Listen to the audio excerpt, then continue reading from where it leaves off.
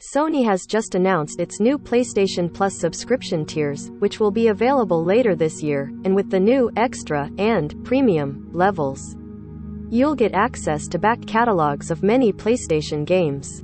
However, if you want to play classic PS3, PS2, PS1, and PSP games, you'll have to pay for Premium, the most expensive option, meaning that Sony is joining Nintendo in putting some of its older games behind its highest cost subscription. Using a subscription to access classic games isn't new for Sony. For years, the company has offered access to PS4, PS3, and PS2 games as part of PlayStation Now, which is an entirely separate subscription service from PlayStation Plus.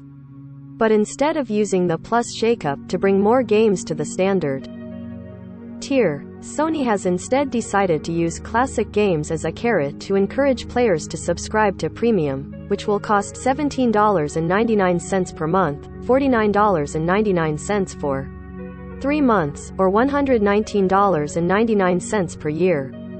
That annual fee is essentially what you would have used to pay to subscribe to a year of both Plus and Now, though if you're a Now subscriber, Sony says you'll be migrated to the new Plus Premium. Nintendo has a similar tiered pricing strategy with its Nintendo Switch Online service. That subscription launched in September 2018 with access to a handful of NES games, and nearly a year later, Nintendo added SNES games, and all were available for the relatively low prices of $3.99 per month, $7.99 for 3 months, or $19.99 for 1 year.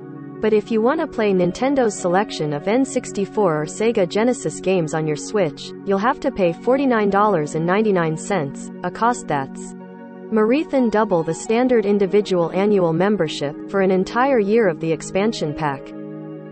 Microsoft, on the other hand, has taken a different approach with its Game Pass library.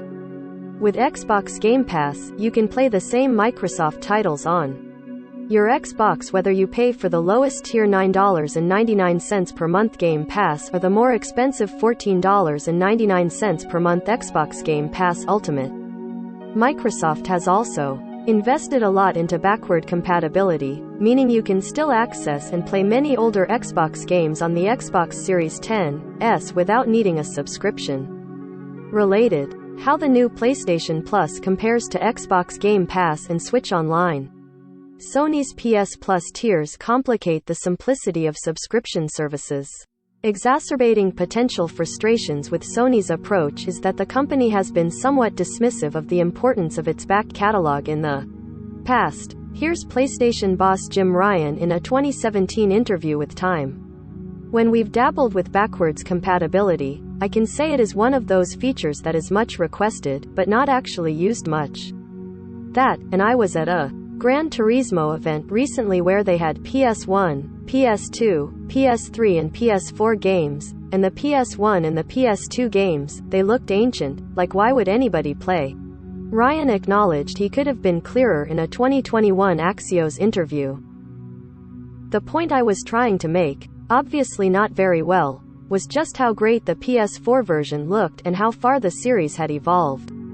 I certainly wasn't trying to be disrespectful to our heritage. But the 2017 comment still stings, especially when you consider how impactful many PlayStation games, like the Metal Gear Solid series, Jak, Shadow of the Colossus, have been to video game history. Although many older PlayStation games have been remastered or brought to other platforms, it can still be great to play them the way they originally looked. And while the PS5 is backward compatible with nearly every PS4 game, the only way to play PS3 and PS2 games on Sony's newest console is through the On Its Way Out PlayStation Now service and soon via the revised PlayStation Plus. That said, subscriptions do offer a convenient way to preserve retro games that may be hard to find. With some digital game stores shutting down and hardware becoming obsolete, subscriptions are one way to make older games accessible. But Sony and Nintendo seem to be moving toward making retro games only available via a subscription and sticking some behind the most expensive tier. And for the PlayStation 5 and the Switch, there isn't a way to buy older games own at a time, like with Nintendo's Virtual Console. Related. Inside the fight to save video game history. Sony hasn't shared what retro games will be included with PlayStation Plus Premium, so we don't currently know what you might get if you are planning to put aside cash for the more expensive subscription.